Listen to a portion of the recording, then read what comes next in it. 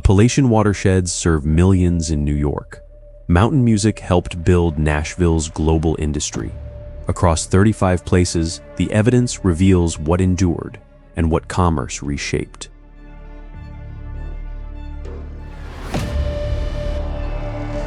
That reach creates a harder question. When mountain culture moves through highways, markets, music halls, and tourist districts, what remains rooted in Appalachian community life? In the high country, steep roads, cold ridges, forests, rivers, workshops, porches, and stages still shape daily work. Far beyond the ridgelines, migration and commerce carry the region's food, craft, and sound into much larger cities. I used to think geography held this identity in place, but adaptation may be what keeps it alive. In this video, we explore where Appalachia remains grounded, where it changes, and why that tension matters. The ridges look blue because a living forest changes the light above them.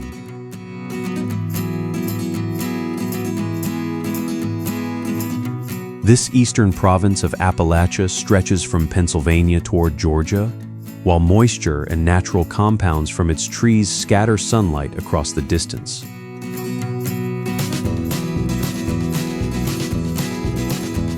Height divides this long range into distinct bands of life. Hardwood coves and rhododendron thickets yield to spruce and fir on the highest North Carolina summits.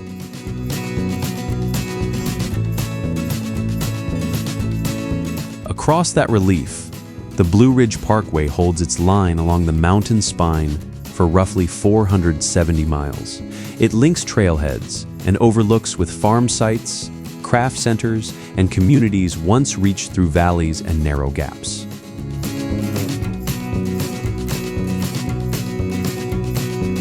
That road widened the market for pottery, baskets, quilts, woodwork, music, farm goods, cabins, and small inns. Skills handed down at home could now support income without leaving the mountains behind.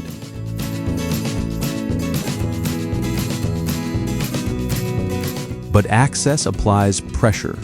Autumn traffic, summer storms, and winter ice crowd or close the same routes, while heavy visitation and development strain the slopes that give these trades their setting.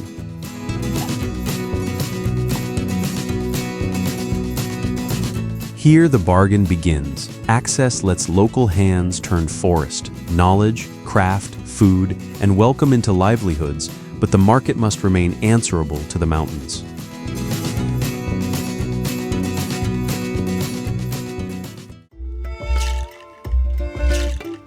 Mountain City can preserve tradition so successfully that its makers struggle to afford the result. Asheville packs Art Deco landmarks, converted warehouses, craft studios, music rooms, markets, and restaurants into one Blue Ridge basin, even as rapid growth sharpens housing and affordability concerns. The downtown core carries the force of a building boom before the Great Depression. Asheville City Hall anchors an unusually concentrated Art Deco legacy, while the Biltmore Estate records an earlier world of wealth, labor, architecture, and managed land. But preservation here is not limited to walls. In the River Arts District, former industrial buildings now hold ceramics, glasswork, metalwork, painting, and textiles, regional skills earning a place in modern commerce. Music makes the same move. Bluegrass and old-time traditions share the city with street performers and contemporary venues, extending inherited forms without freezing them in the past. Farmers markets and restaurants connect urban tables to Western North Carolina producers. That link matters. Culture survives more firmly when skill becomes paid work, not display alone. The basin also carries risk. Low-lying river districts remain vulnerable to severe flooding, while tourism and growth increase pressure on affordability. Asheville keeps inherited culture alive by giving its makers modern work.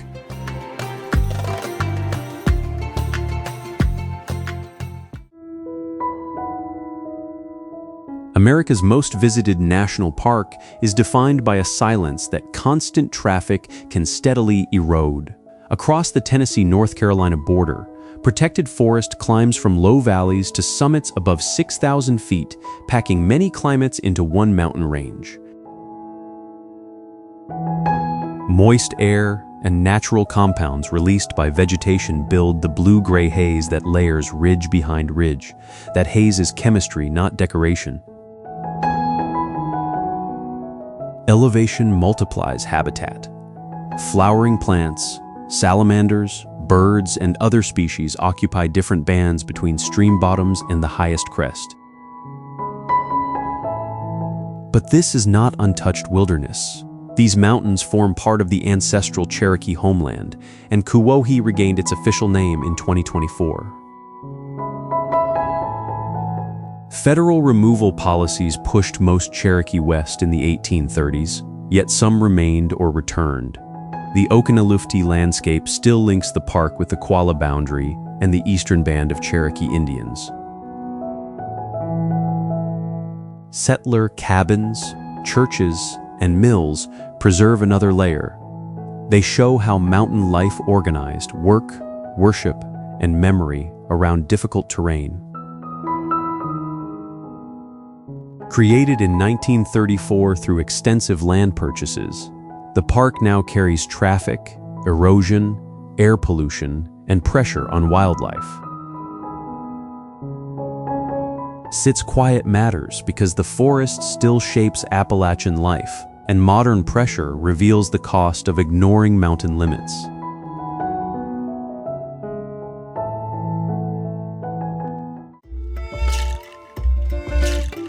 Mountain region, sold as an escape, also helps protect New York City's drinking water. West of the Hudson River, streams have cut a deeply eroded plateau into steep notches, waterfalls, and narrow forested valleys.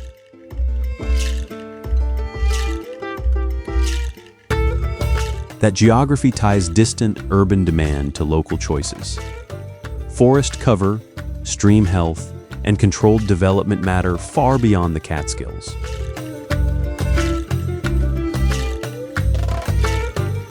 The region has long converted scenery into work. In the 19th century, Thomas Cole and other painters used these ridges to help establish the Hudson River School's vision of the American landscape.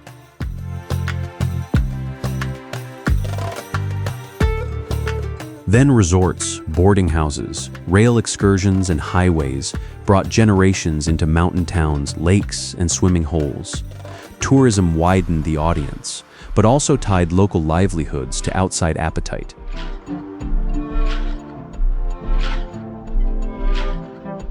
Today, farms, orchards, maple producers, artists' studios, and renewed main streets share the same ground with trail networks and second homes.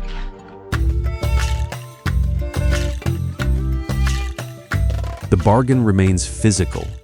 Heavy rain can drive flash floods through narrow valleys, while winter ice and spring mud disrupt roads, fields, and trade.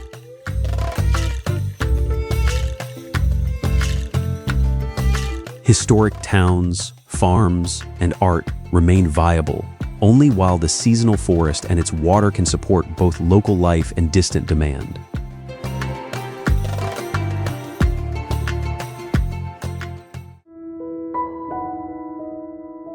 The highest ground east of the Mississippi carries the weather of a place far farther north. At nearly 6,700 feet, Mount Mitchell rises above North Carolina's Black Mountains, while mild valleys can lie below summit fog, ice, and snow. Elevation does the heavy work. Air cools, moisture gathers, and strong winds strip heat from the exposed crest while lower country remains calm. That pressure builds an ecological island. Red spruce and Fraser fir shelter specialized plants, birds, and small animals within a narrow band of high ground. In the 1830s, University of North Carolina professor Elisha Mitchell measured the mountain and argued that it exceeded New Hampshire's Mount Washington. Today, a seasonal road and observation platform make the summit unusually accessible. Trails still connect it to the long Black Mountain crest, where weather sets the terms. Easy access does not make the terrain gentle. It compresses a sharp climatic climb into a short journey, exposing how quickly Appalachian conditions can change. Acid deposition, invasive insects, severe storms, and a warming climate have damaged the spruce fir forest. What stands out is simple. Appalachian culture rests first on land that dictates weather, habitat, access, and endurance.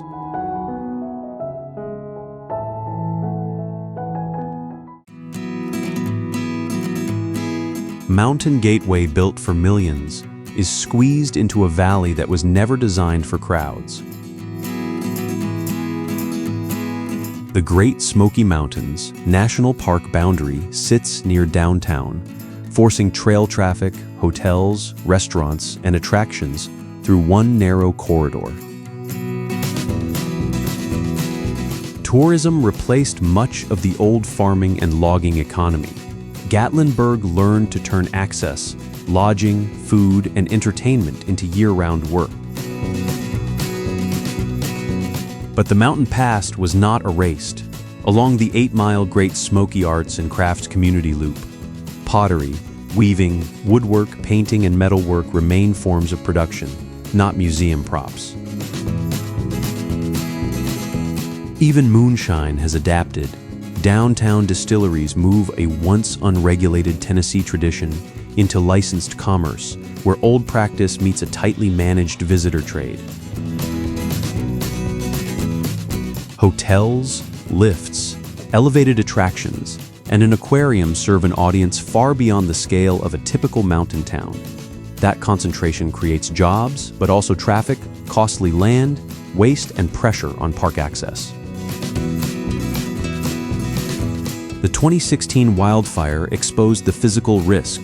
Drought, wind, steep ground, vegetation, and dense development can combine with startling speed. Every shop, meal, room, and attraction draws strength from the forest beside it. Gatlinburg succeeds only while modern hospitality serves the Mountain Gateway without consuming its foundation.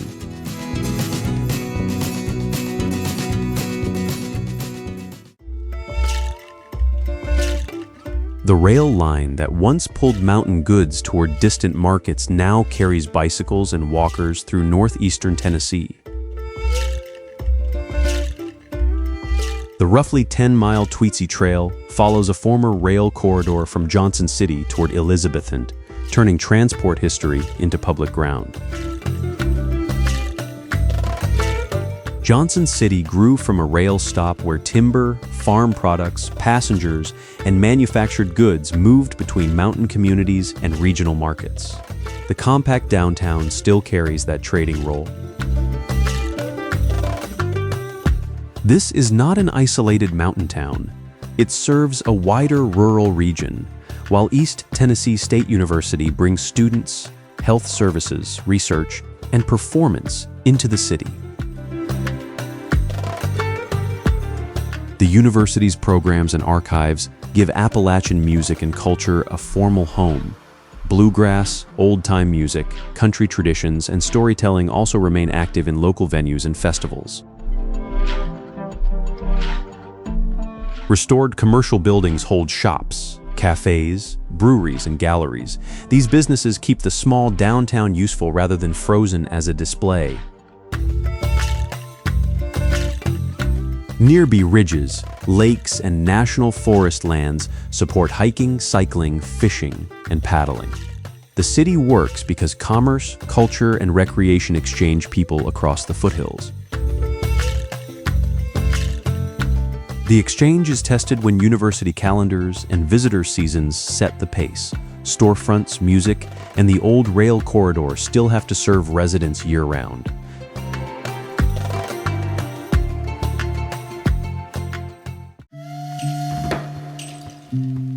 An Appalachian city rose by pulling coal, labor, and capital from the mountains into one river junction.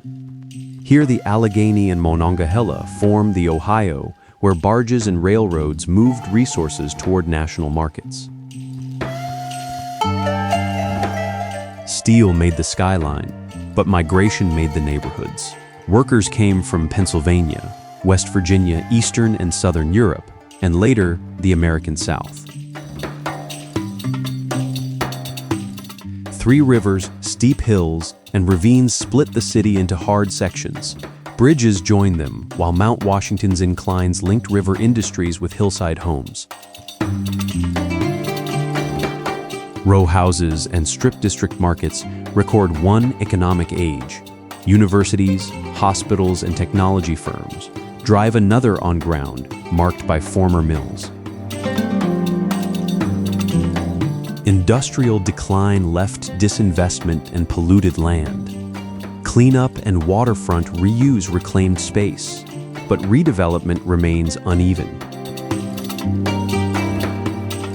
One economic era remains visible before the next fully takes hold. Markets, galleries, and cultural venues now work beside the record of heavy industry. That coexistence carries a hard obligation. Reinvention must support working neighborhoods, not just polish valuable ground and push the old city out. Pittsburgh renews Appalachian identity when industrial memory, hillside communities, markets, and contemporary culture share one city rather than yield to a single new economy.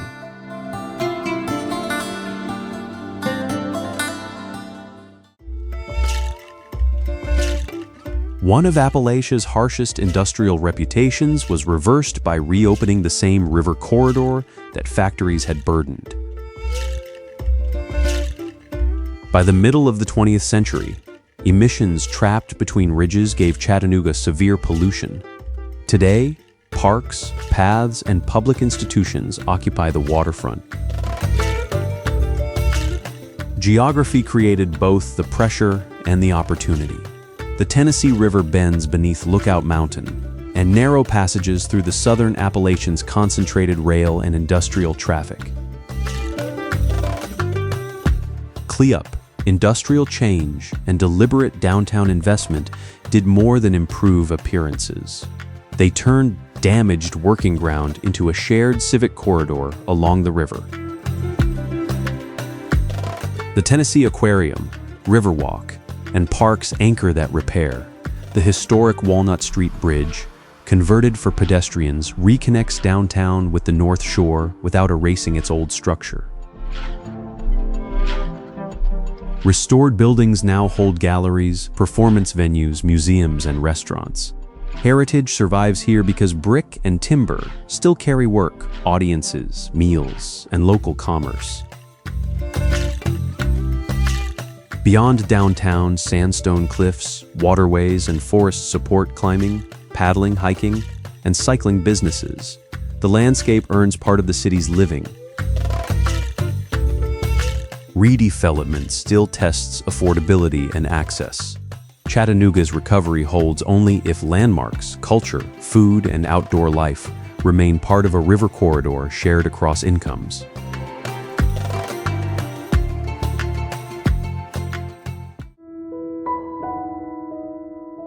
A town built to move coal now uses the machinery of that past to move tourists. Compressed between the Lehigh River and steep wooded slopes, streets, rail lines, and Victorian buildings have little room to spread. Originally called Mauch Chunk, it prospered by sending anthracite from nearby mines toward eastern markets. An early gravity railroad carried coal downhill, then became a passenger attraction. That conversion predicted the town's modern economy. Industrial hardware stopped serving extraction and began selling access to history and the Lehigh Gorge.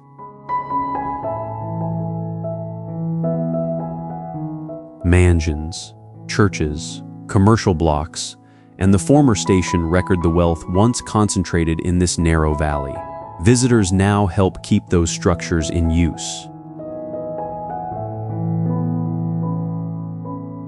The name carries a separate complication. In 1954, the borough became Jim Thorpe and accepted the athlete's memorial despite his lack of a substantial personal connection here. Heritage trains, rafting, cycling, hiking, museums, shops, and festivals turn inherited ground into present-day work. Autumn crowds support preservation, but the narrow valley tightens parking and strains daily life. History here remains an operating economy. Victorian buildings, rail heritage, museums, shops, and festivals support the town, while autumn crowds press against streets built for a smaller place.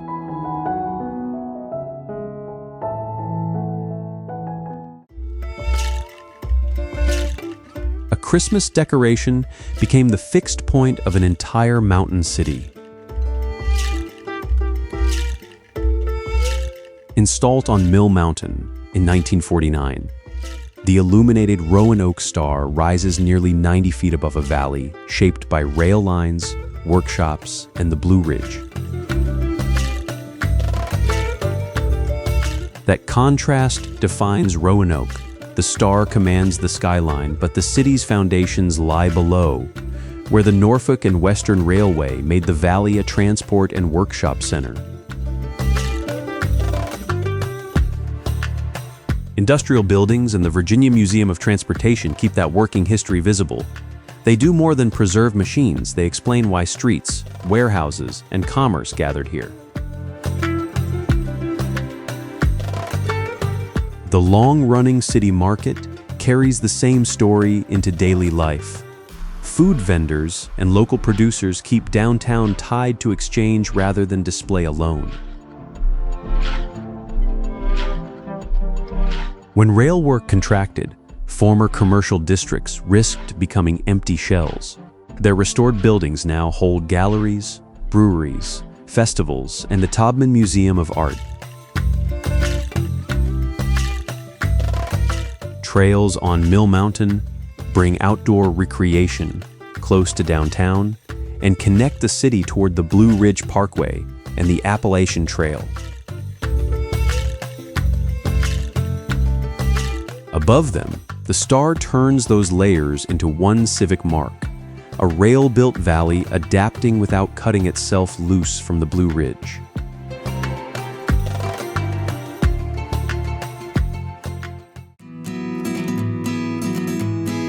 University Town, above 3,300 feet, keeps old mountain culture alive by forcing it to change.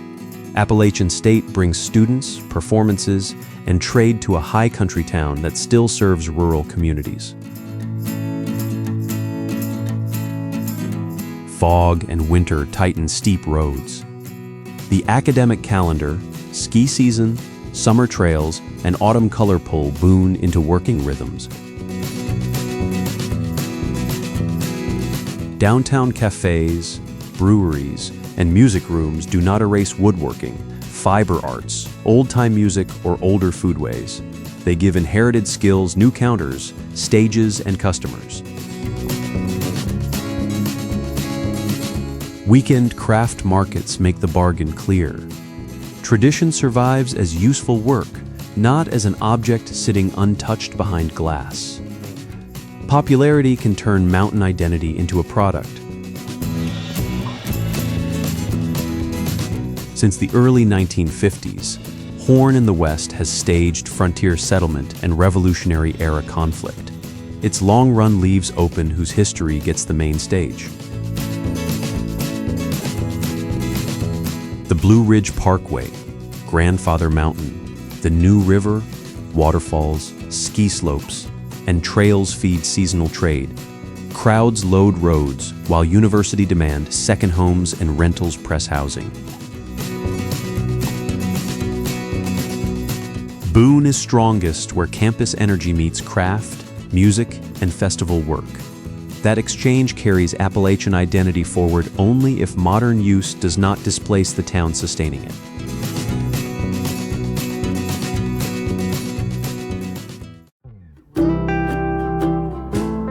These mountains are not really a chain of peaks. They are a plateau cut apart by water and ice. Across roughly 2,400 square miles of northeastern Pennsylvania, ice sheets shaped rounded uplands, lakes, wetlands, and boulder-strewn streams. Ross from New York City and Philadelphia turned the Poconos into an accessible retreat. Inns, honeymoon resorts, lake communities, ski areas, and family attractions followed the demand. Recreation alone does not hold a mountain region together. Towns and farm markets keep festivals, local food, pottery, woodwork, and history in circulation, converting inherited skills into present-day income. Each season forces a reset. Spring runoff strengthens waterfalls, summer fills lakes and campgrounds, autumn packs foliage roads, winter shifts labor toward skiing and indoor resorts. Oak, maple, hemlock, and pine support that cycle, while the Delaware River and smaller creeks carry paddling, fishing, and wildlife habitat. Commerce depends on water and forest remaining functional. Popularity makes that dependence harder to manage.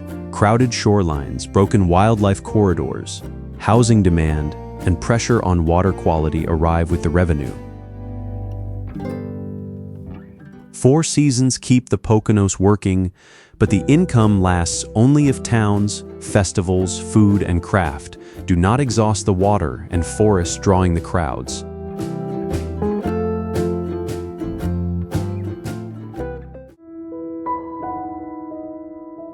During the Great Depression, a theater accepted food instead of cash and built an institution that still works today. Founded in 1933, the Barter Theater turned food into admission, placing performance inside the practical economy of the Appalachian Highlands. That exchange still explains Abingdon better than preservation alone. Culture survives here because old structures keep earning a place in current life.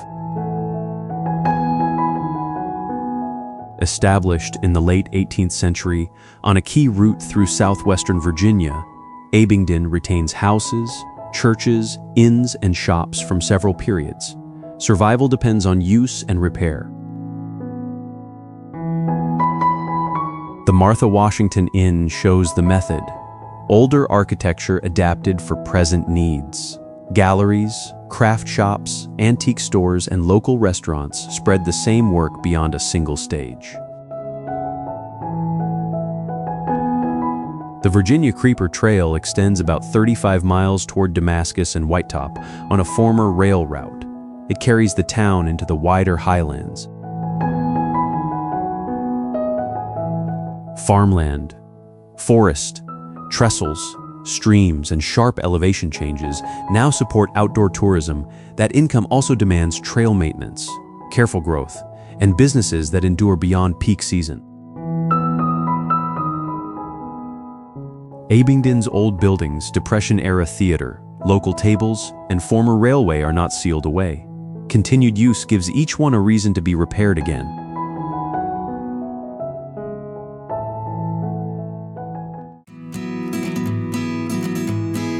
Georgia's tallest waterfall is not an endpoint, but the first hard test on a journey measured in thousands of miles. Amicalola drops roughly 730 feet over resistant rock, while the nearby approach trail climbs about 8.5 miles to Springer Mountain, the Appalachian Trail's southern terminus. Rainfall controls the force. After storms, water spreads across the rock face. In dry periods, exposed ledges split it into smaller channels. Roads and overlooks make the first view accessible. The park's stairways and climbing trails reveal the ravine's steep grade, turning easy access into a direct measure of effort. For long-distance hikers, that approach comes before more than 2,000 miles north. The first lesson is not scenery, but uncertainty. Rain, heat, footing, and endurance can rewrite the day. The same water also sets the terms for the forest. Deer and birds share mixed hardwoods with salamanders and stream life that depend on cool, clean flow. Popularity brings another test. Maintained paths, protected stream banks, waste control, and careful wildlife practices keep heavy use from stripping away what made the place valuable. Amicalola begins an Appalachian journey with a firm demand: respect, forest, water, wildlife, and the work required to protect them.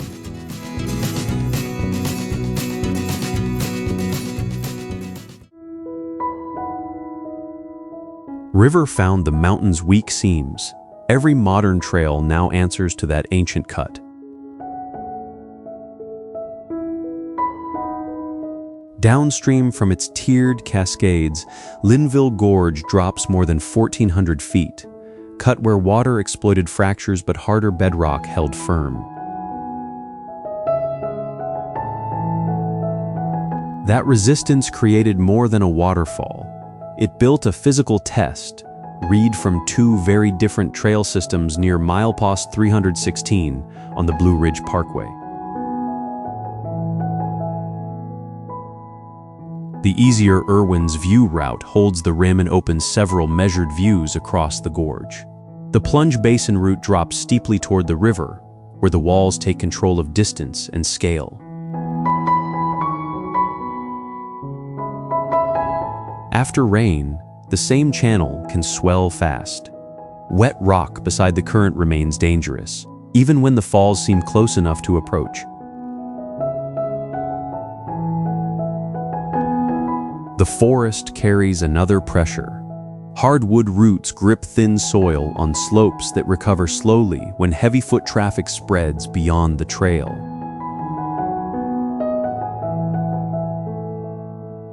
Railings, designated overlooks, built tread, and seasonal maintenance are not decorations. They concentrate human weight, holding erosion back while opening ancient geology to public use.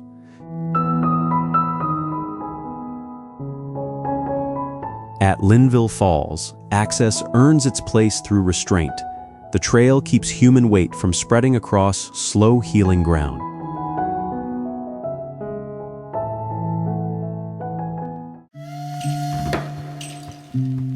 The city can preserve its mountain roots while warehouses become stages and old quarries become trails. Knoxville grew where the Tennessee River, rail lines, and regional roads linked the Appalachian interior to the wider Tennessee Valley. River traffic, manufacturing, and trade laid down the city's working frame.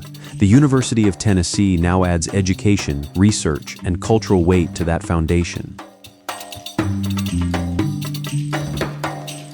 Market Square carries a commercial tradition from the 19th century. Nearby, the old city's rail-era warehouses earn a second life through restaurants, music, and nightlife. The Tennessee and Bijou theaters keep performance at the center of downtown, while the Sun Sphere fixes the ambition of the 1982 World's Fair on the skyline.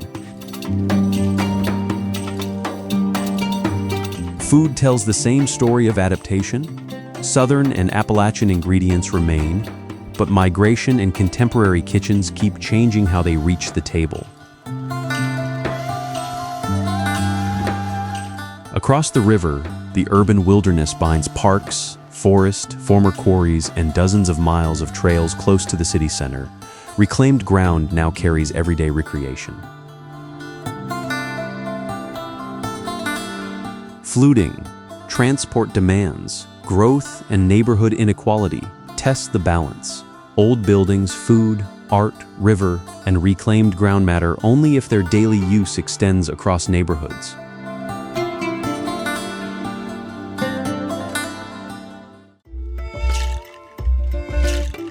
These mountains look remote, yet their narrow valleys once carried timber, coal, and industrial traffic on a massive scale. Across 4 states, parallel ridges and the steep Allegheny front forced roads and railways toward river gaps, major grades, tunnels, and heavy engineering. The rock set the terms long before industry arrived. Folded strata built barriers to east-west movement, separating watersheds and communities while concentrating travel into a few workable corridors. Hemlock bark supplied tannin, forests supplied timber, and coal-fed extraction towns and rail lines. During the 19th and early 20th centuries, logging stripped many slopes and tied local livelihoods to distant markets. When that work contracted, towns kept the marks. Rail corridors, worked land, and economies built around resources that could not last at the same pace. Much of the region now carries second-growth forest, but recovery is uneven. Cold streams can still support trout where shade and clean water hold. Abandoned mines can send acidic drainage into those same channels. Weather shifts quickly across exposed ridges, and backcountry routes cross high plateaus, bogs, and remote swimming holes. This is not empty wilderness. Allegheny identity is clearest where folded rock meets logging and mining towns. Forest recovery still answers extraction.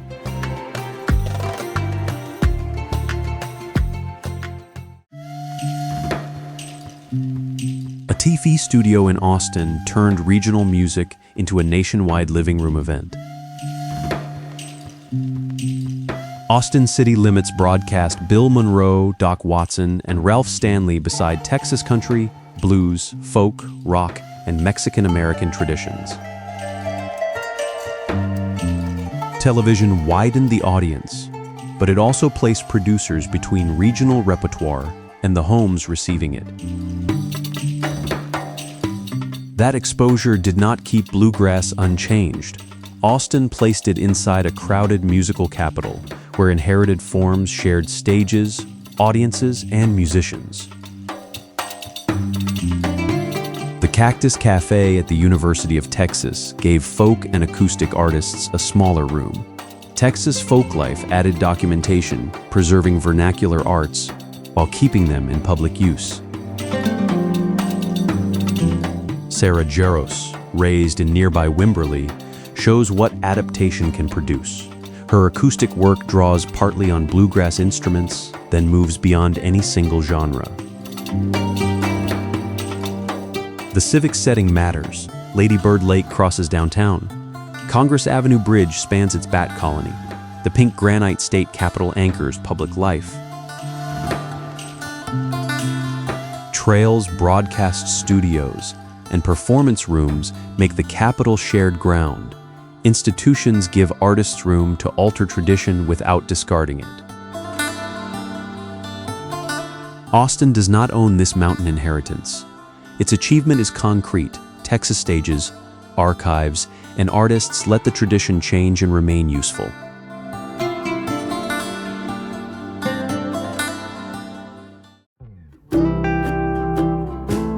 Appalachian identity entered Chicago in work clothes, then adapted to the industrial city. In the 20th century, the Hillbilly Highway carried migrants toward factory, transport, construction, and service jobs. Wages were scarce in many coal and farming districts. Families moved north with music, religion, foodways, speech, kin networks, and community institutions. Chicago supplied the machinery for adaptation. Rail lines, movable bridges, Elevated trains, stockyards, and factories pressed regional traditions into dense neighborhoods and hard schedules. The Great Migration of Black Southerners followed overlapping but distinct routes under unequal labor and housing conditions. It cannot be folded into a predominantly white Appalachian movement. The city became a testing ground. Inherited habits found new uses or loosened as occupations, neighborhoods, and the meaning of home changed. Today, the Riverwalk and its bridges turn industrial infrastructure into public space. CTA trains hammer around the loop, while Cloudgate and the Lake Michigan shore draw public life outdoors. Chicago keeps rebuilding its public life. Bridges, experimental buildings, parks, and waterfront routes let separate histories meet without making them identical. Here, Appalachian identity remains practical. People and institutions turn inherited culture into urban life, rather than reducing it to a distant image of the mountains.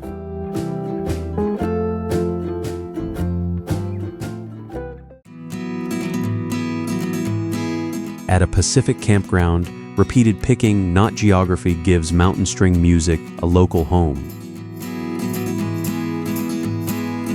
In San Diego County, concerts, club sessions, workshops, and campground picking keep fiddle, banjo, mandolin, guitar, and vocal harmony active far from Appalachia. Bluegrass is not the same as Appalachian culture, but much of its repertoire and instrumental language draws from mountain string band traditions later carried by radio, recordings, and professional tours. San Diego folk heritage sustains traditional concerts, dances, and participatory events. The North San Diego County Bluegrass and Folk Club adds performance and informal teaching beyond commercial touring circuits. At Summergrass in Vista, that inheritance becomes practical. Musicians and listeners gather around workshops and repeated playing, so technique passes hand to hand instead of remaining a museum piece. The military, shipyards, and defense industries drew highly mobile populations in the mid-20th century. That movement gave transported music enough people and repetition to build new communities. The coastal setting keeps movement visible. A working bay, Balboa Park's Spanish colonial-style buildings, and Point Loma's harbor view frame, a city built through arrival. San Diego does not become Appalachian through music. Its coastal identity holds while repeated gatherings keep a mountain inheritance useful beside the Pacific.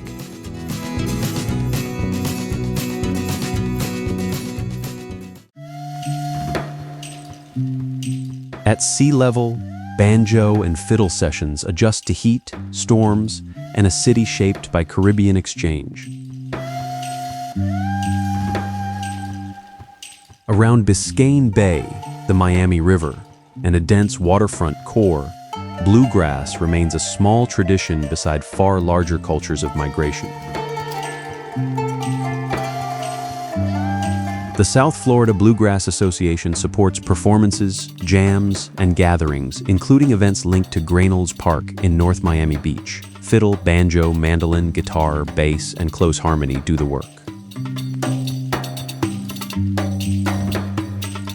The repertoire reaches back to bluegrass and older mountain string band practice.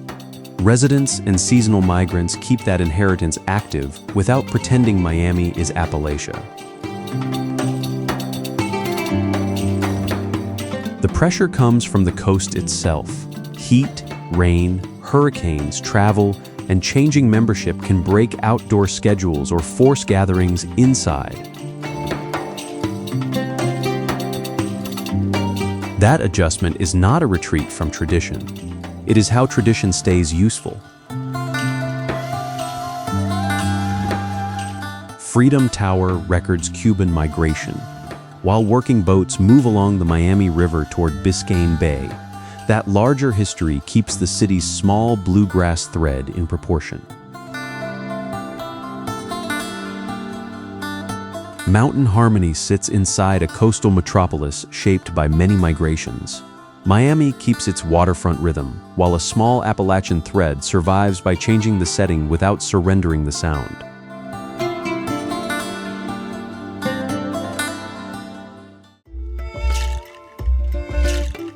The desert city built to replace yesterday's spectacle now spends real labor preserving what replacement left behind. Fremont Street keeps entertainment active under its illuminated canopy. The Neon Museum protects signs that redevelopment would otherwise erase. That tension reaches beyond neon.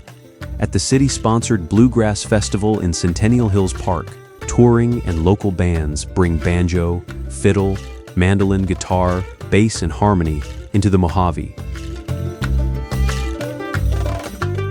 Part of that musical vocabulary grew through Appalachian string band traditions. Radio, recordings, festivals, and interstate touring then carried it far beyond the ridgelines. Here, inheritance must compete with casinos, conventions, headline productions, and attractions designed for rapid turnover. It survives as organized public culture, a date, a stage, a crew, and an audience.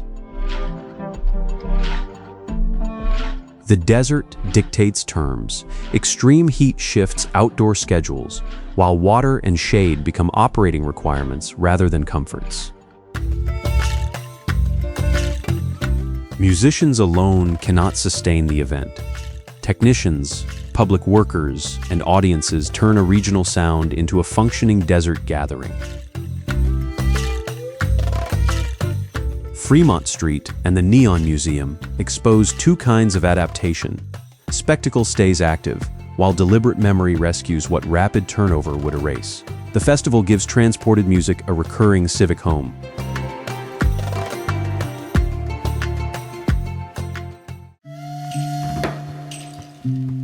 Each fall, Golden Gate Park becomes a free roots music commons. Since 2001, hardly strictly bluegrass has brought bluegrass, old-time, country, and folk into one of San Francisco's largest public cultural gatherings. That distance is the point.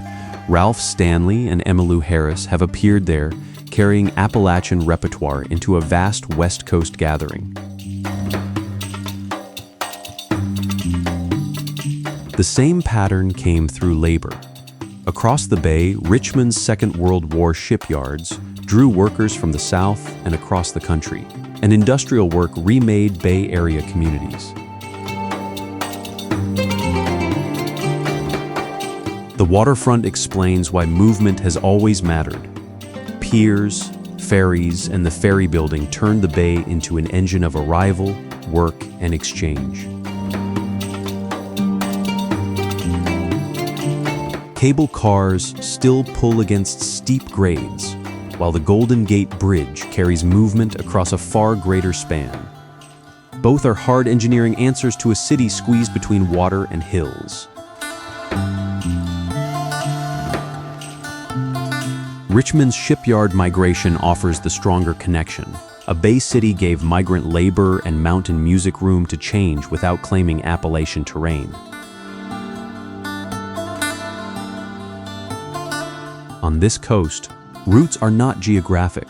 They are the repertoire, labor, and relationships that public stages and working shores either sustain or sever.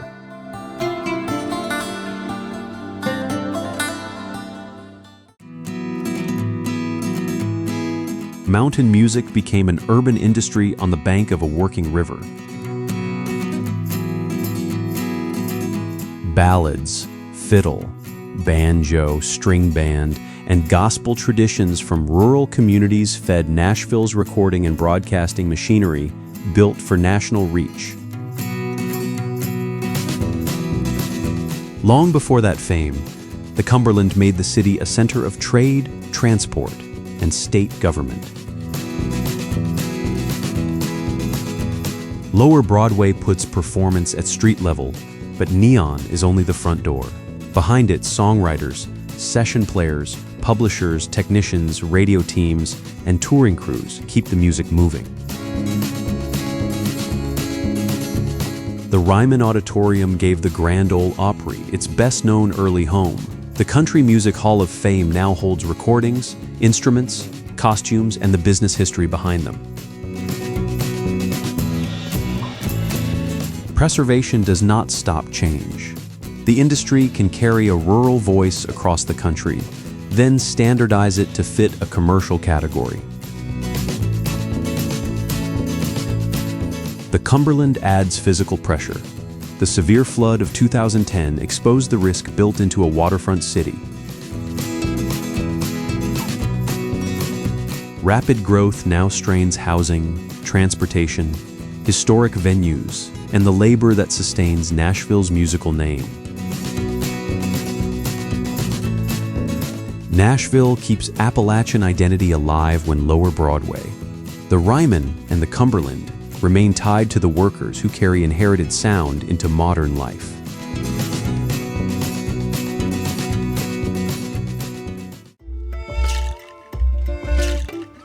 A city fed by mountain water survives on ground that is slowly sinking. The Ohio drains western Appalachian watersheds into the Mississippi, which carries that water to a low delta exposed to subsidence and hurricanes. The river carried more than water: coal, timber, farm goods, manufactured cargo, and migrants moved downstream, making New Orleans a gate from the Appalachian interior to wider markets. Yet mountain culture did not simply flow one way. African, Caribbean, Creole, and inland traditions met at the port. Music and food changed through trade. The French Quarter records another kind of adaptation. Creole townhouses, iron galleries, and dense blocks make limited delta ground serve a living city. Jackson Square and St. Louis Cathedral hold civic memory in place. Streetcars keep inherited roots in daily use. But the hardest structure is less decorative. The Mississippi levee resists immense pressure, while drainage canals and pumps move water from land that cannot release it by gravity. Landmarks rest on constant engineering. Architecture, transit, and public space endure because pumps and barriers keep working. New Orleans makes the downstream cost visible. Architecture, transit, music, and food remain living traditions only while pumps, barriers, and working communities keep a sinking delta habitable.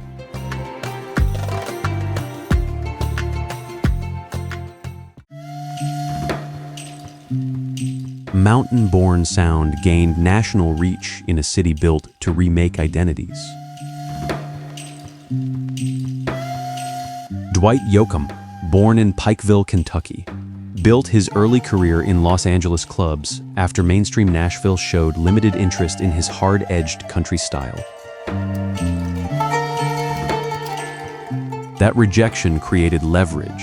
Los Angeles offered stages where inherited forms could change without erasing their mountain origin. North Hollywood's Palomino Club became a major stage for country and roots performers. Southern California groups, such as the Kentucky Colonels, pushed acoustic string band technique into the emerging country rock scene. The gain was reach. The pressure was simplification. Hollywood often compressed distinct upland regions into one marketable type. The Beverly Hillbillies used an Ozark premise that national audiences frequently blurred with Appalachia. Coal Miner's Daughter offered a more place-conscious account of Kentucky mining, family, and musical mobility, though the story still passed through a commercial studio machine. The city's shape makes reinvention visible. Low-rise blocks face downtown skyline, while Griffith, the Hollywood sign, and the engineered river frame, the media capital. Studios gave mountain culture a national audience, but their market power could erase local detail. Los Angeles enlarged the stage while weakening its ties to mountain communities.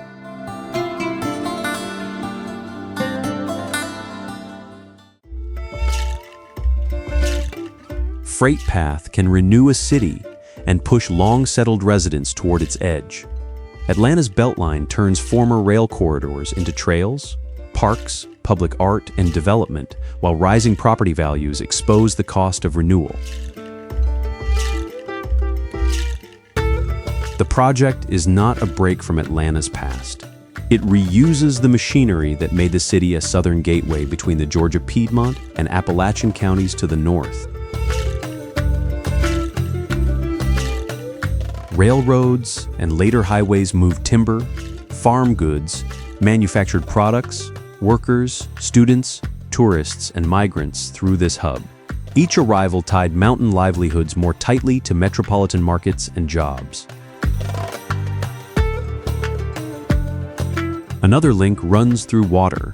The Chattahoochee rises in Georgia's Blue Ridge, then passes the Atlanta region as a crucial urban water supply, turning a mountain watershed into daily dependence.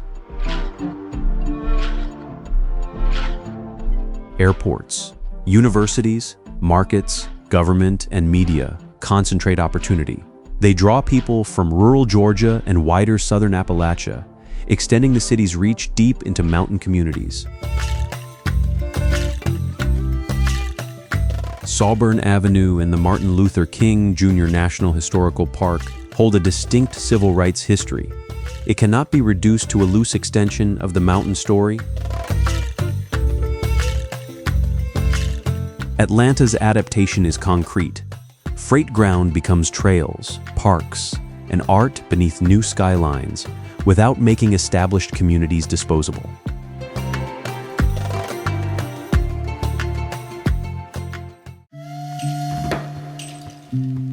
New York's most vital mountain landscape lies far beyond its skyline.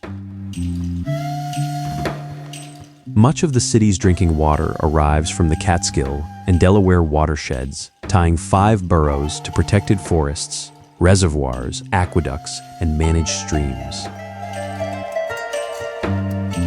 That water makes Appalachian-facing New York a story of dependence, not city limits. Land decisions in mountain communities can shape daily life for millions downstream. The bargain runs both ways.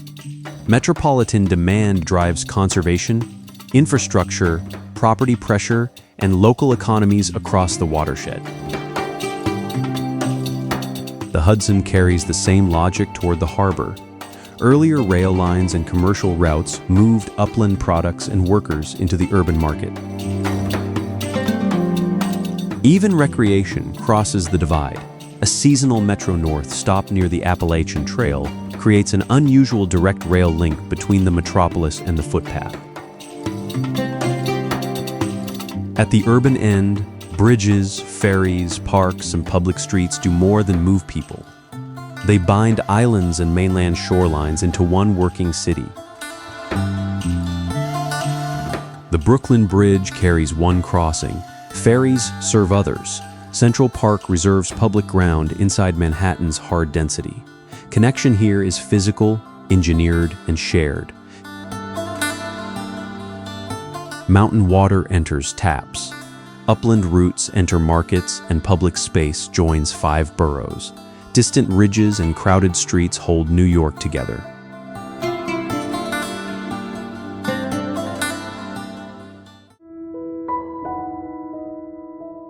Coal from Appalachian ground helped build a major river port far beyond the ridgelines.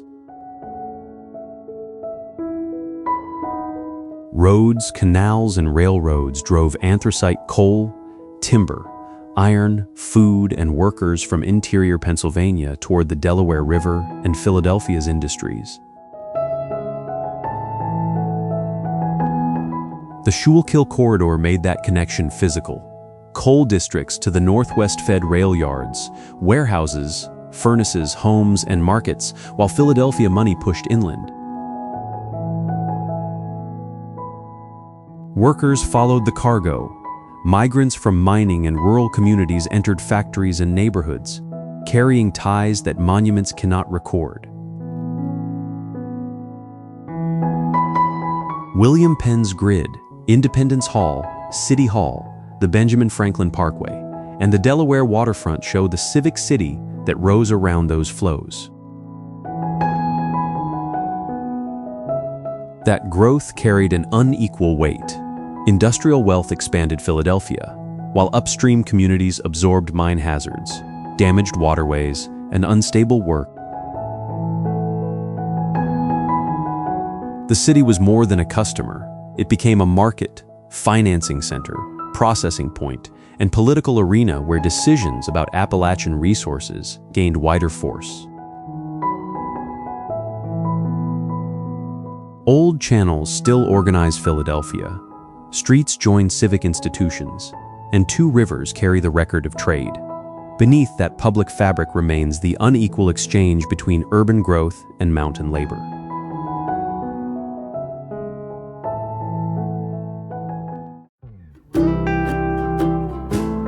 One of San Antonio's strongest frontier symbols began in Appalachian, Tennessee. Davy Crockett was born in what is now Greene County, then reached the Alamo with a reputation shaped by hunting stories, politics, Western settlement, and public performance. The events of 1836 fixed that transported identity inside the city's civic memory. Later books, tourism, film, and TV hardened Crockett into the coonskin cap legend. The larger the legend grew, the more it could obscure the ground around it. Indigenous, Spanish, Mexican, Tejano, and military histories cannot be reduced to one frontier figure. San Antonio answers that pressure through public space. The Riverwalk links the Alamo area with downtown through bridges, stone paths, and cypress-lined channels. Flood control and river engineering shaped those paths and the downtown channel into a public corridor joining movement, public life, and civic memory. But the river story reaches deeper than the Crockett legend. The Spanish mission system and surviving Asquias carry histories that must remain central, not decorative background. The Tower of the Americas marks modern ambition above older churches and waterworks. The Riverwalk's harder task is to connect these landmarks without reducing the city to one legend.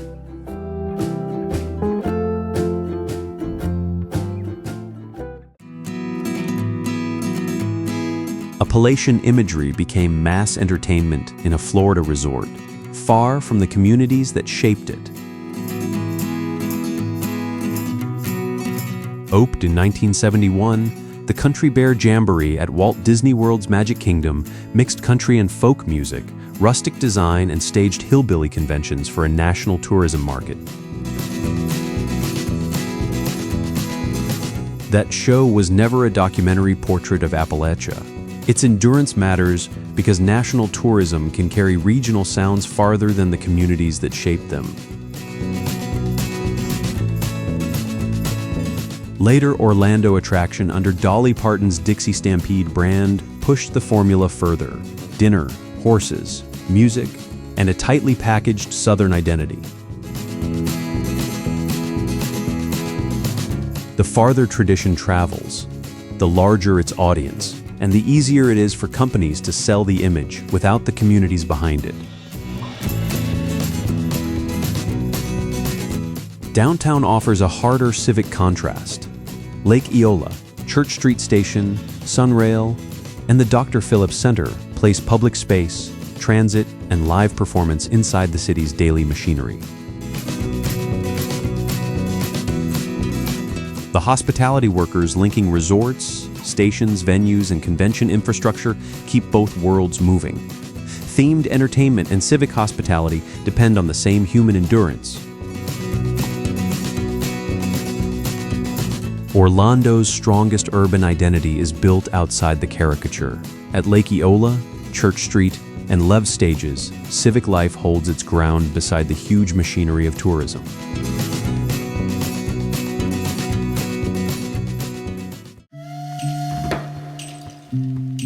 At Seattle Center, old-time strings and square dancing share festival ground with traditions from many communities.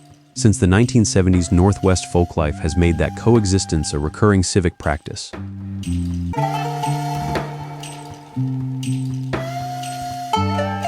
This isn't geographic continuity. It is inheritance rebuilt through repeated practice by musicians, dancers, craftspeople, and communities in a mobile Pacific city.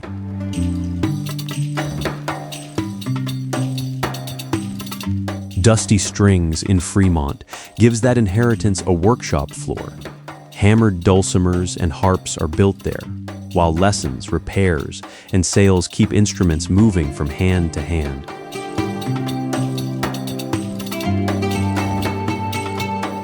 Yet the music does not stay sealed. Appalachian sources meet Pacific Northwest fiddle traditions and an urban population accustomed to movement, so the repertoire changes without losing its working core.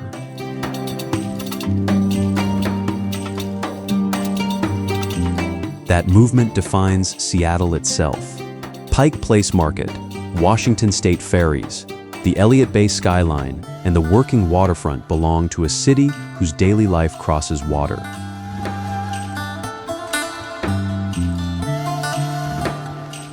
What stands out is the same hard bargain in port and song.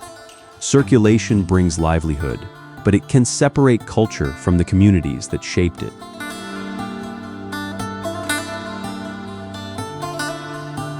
At Seattle Center and Dusty Strings, continuity sounds like rehearsal, repair, teaching, and the next shared tune.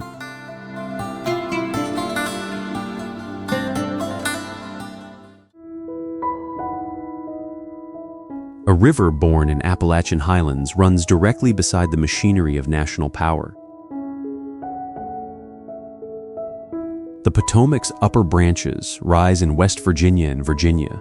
Downstream, its waterfront meets a planned capital of broad avenues, federal buildings, and national monuments. The Chesapeake and Ohio Canal once followed the river between Georgetown and Cumberland. It hauled coal and other freight from the Appalachian edge toward Washington. That route exposed a lasting dependence. Mountain water and resources moved toward the capital, while federal choices returned upstream through regulation, transport, conservation, and development. Since 1965, the Appalachian Regional Commission has linked federal and state power across hundreds of counties, from southern New York to northern Mississippi. SIT's reach turns decisions made in Washington into physical consequences for Appalachian land, labor, infrastructure, and towns. No single monument can show that reach. The Capitol, White House, Smithsonian museums, and National Mall make that authority public. Policy and national memory occupy the same ground used for walking, gathering, and civic life. Washington's capital identity is not sealed inside monuments.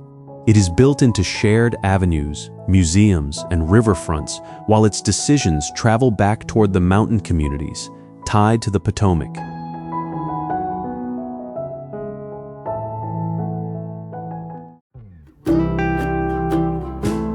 A harbor city helped decide how distant mountain ridges would be entered, mapped, and protected. In 1876, the Appalachian Mountain Club was founded in Boston, turning an urban institution into a force in northern Appalachian recreation and conservation. SIT's members joined exploration to practical labor, scientific study, trail building, maps, guidebooks, maintained routes, and huts.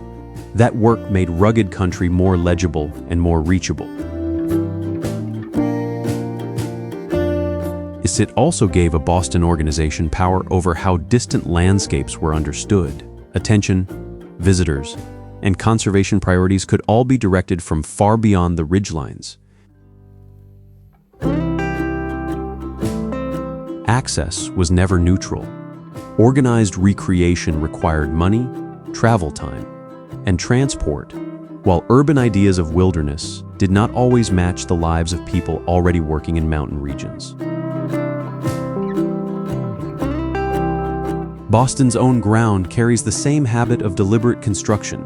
The Freedom Trail crosses colonial streets, while Back Bay rests on filled tidal land.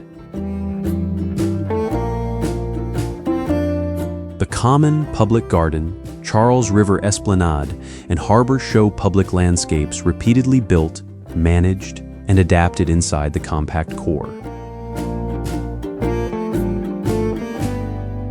Boston keeps identity adaptable in concrete layers. Colonial streets, reclaimed ground, parks, and river space remain useful while institutions project influence toward distant mountains.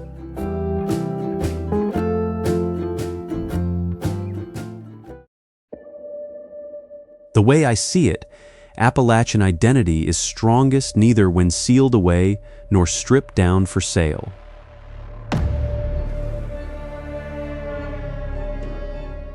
It holds when communities control the handoff. Elders teach a tune, makers earn from skilled hands, old streets remain useful, and mountain towns adapt without cutting their bond to land. Visitor money can support shops, stages, trails, and historic buildings.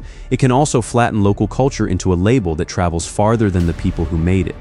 The future will be decided in classrooms, workshops, kitchens, riverfronts, and town squares.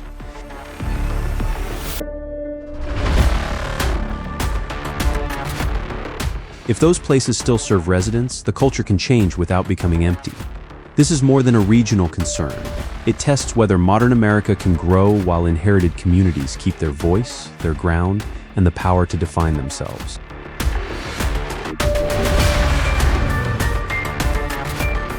Keep examining the places where inherited culture meets present-day pressure, and follow the communities proving that tradition stays alive only when it still has useful work to do.